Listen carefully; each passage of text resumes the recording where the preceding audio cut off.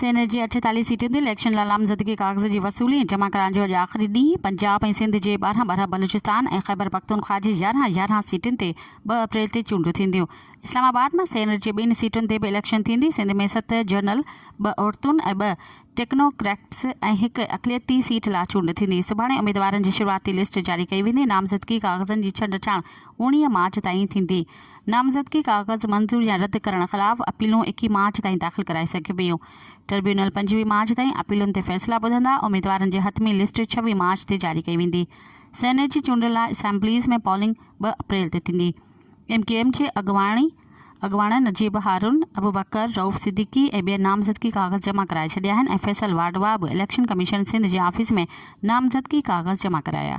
मज़ीद ख़बरनि ऐं तफ़सीलात लाइ विज़िट कयो असांजी वेबसाइट www.awamiNewsHD.com ऐं ॾिसंदा रहो अवामी न्यूज़ HD।